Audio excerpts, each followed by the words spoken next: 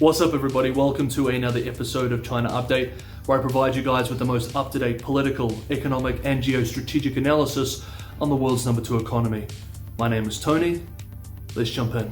Happy Friday, everybody. Weekend is almost upon us. We have a couple of big developments that we need to cover in today's China Update. So let's just jump in. Yesterday, Thursday, US Secretary of State Blinken and Chinese Foreign Minister Wang had what sounds like a rather tense conversation about the Ukraine situation and US-China relations generally. We should note that while on paper Wang is Blinken's counterpart in the Chinese government, really it is Yang Jiechi who represents the highest foreign affairs official in the PRC system, as Yang outranks Wang in the party. Now, the US State Department had a very mild boilerplate statement on the phone call. Let's touch on that quickly and then move to the Chinese readouts and state media coverage, which is far more telling, I think, and almost a little emotional. So first up, the US statement. Quote, Secretary of State Antony J. Blinken spoke today with the PRC State Councillor and Foreign Minister Wang Secretary Blinken underscored the global security and economic risks posed by further Russian aggression against Ukraine and conveyed that de-escalation and diplomacy are the responsible way forward. End quote. Okay, so that was the US. Now let's look at what Wang said, according to state-run Xinhua media. Quote, the US side is still making erroneous words and deeds related to China, which have dealt a new blow to bilateral relations. Competition between major countries is not the theme of a post-pandemic world and will encounter new situations and challenges, nor will it address the problems facing the United States and countries worldwide. Please note this is an English language article from Xinhua. This is not my translation. I'll continue with the quote. Quote, pressure will only make the Chinese people more united, and confrontation will not stop China from becoming stronger. At present, the top priority of the US side is to stop interfering in the Beijing Winter Olympics, stop playing with fire by playing the Taiwan card, and stop forming all kinds of small cliques aimed at working against and containing China. End quote. Now, specifically on the Ukraine, and this is important because this appears to be the clearest position Beijing has taken so far on the Ukraine issue, Wang expressed, quote, it is necessary to return to the 2015 Minsk agreements approved by the Security Council. China will support any effort that conforms to the direction and spirit of the agreements.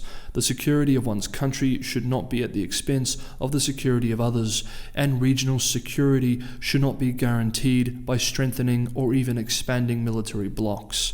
End quote. Wang added that, quote, Russia's legitimate security concerns should be taken seriously and addressed. End quote. Now, the Chinese, in the original Chinese, the word used is 合理, which means rational. Rational is 合理, but official translations into English have used legitimate rather than rational. So it appears that Beijing is hedging a little bit here. It wants a diplomatic solution. It wants Russia and the United States to sort it out, but it is also paying lip service to Moscow by expressing vague support for legitimate security concerns. State media in China, unsurprisingly, continues to frame the Ukraine crisis as it frames almost all international crises, that is, it is primarily the fault of the United States. Quote, the reason why the Ukraine situation has become intense again is that the US is trying to violate the new Minsk agreement as it's supplying weapons to Ukraine and trying to deploy more weapons in the region, and even seeking an expansion of NATO. So these will surely cause a reaction from Russia. End quote.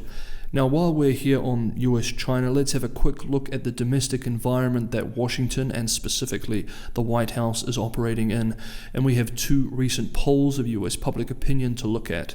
The first is a CBS News poll of 2,094 adults conducted January 12th through 14th this year. This poll found that 59% of Americans surveyed disapprove of US President Biden's handling of China issues, while 41% approve. Pew Research had a larger poll of 5,128 American adults conducted between the 10th and 17th of January this year.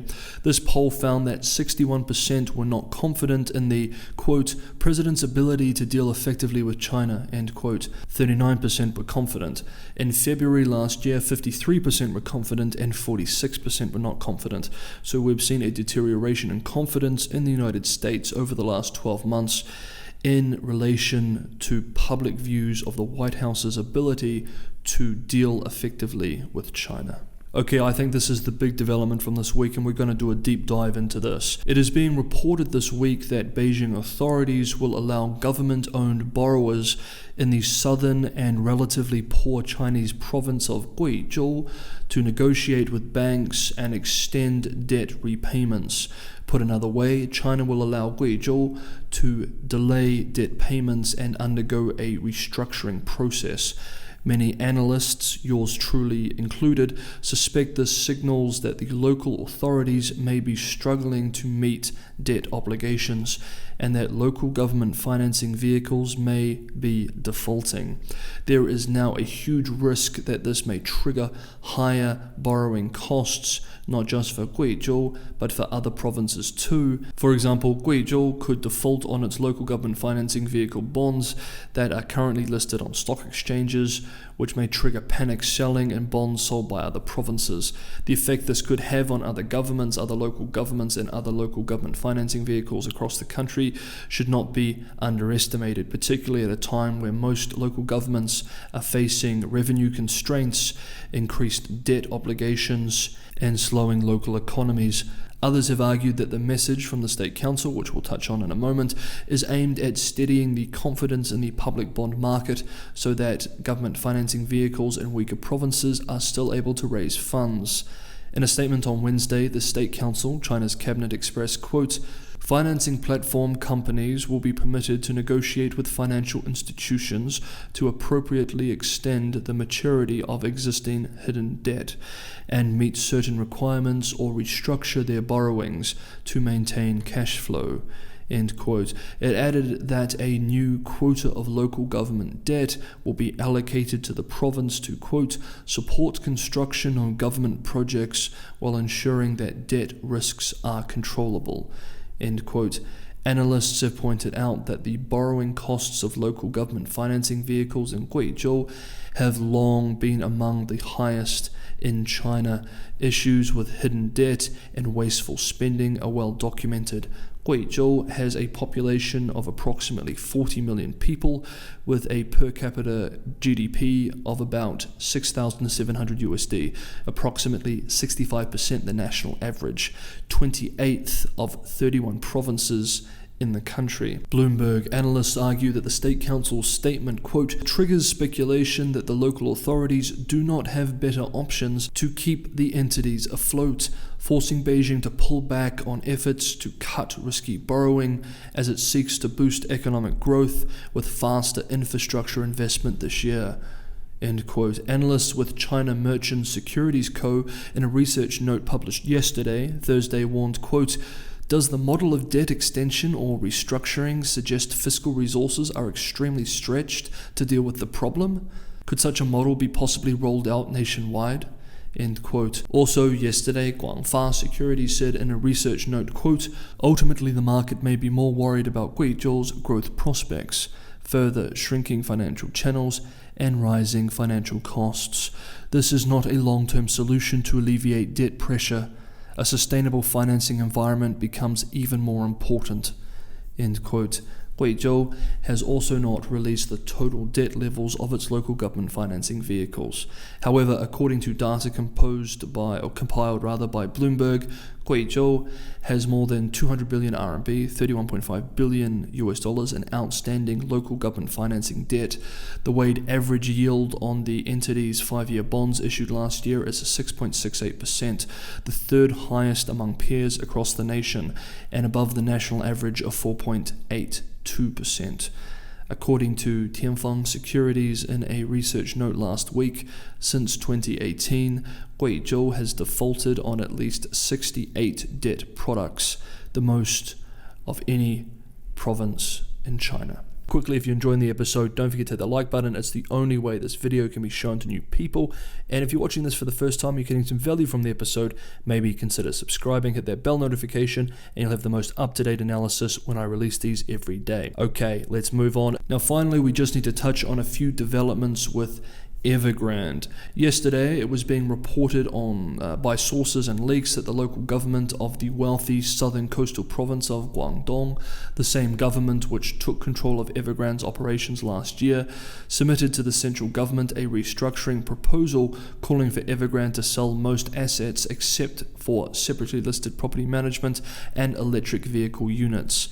Bloomberg is reporting that a group led by China Cinda Asset Management Co., a state-owned bad debt manager and major Evergrande creditor, would take over any unsold property assets. Also, the Wall Street Journal is reporting that during a call with offshore creditors, Evergrande promised to, quote, follow the rule of law and respect bondholders' rights, end quote, which in some cases include calls on the company's secured offshore assets. Quote, Evergrande also said on the call that its founder and chairman might provide additional financial support to the company as it navigates a prolonged restructuring, said the people, who declined to be identified because the call was private, end quote.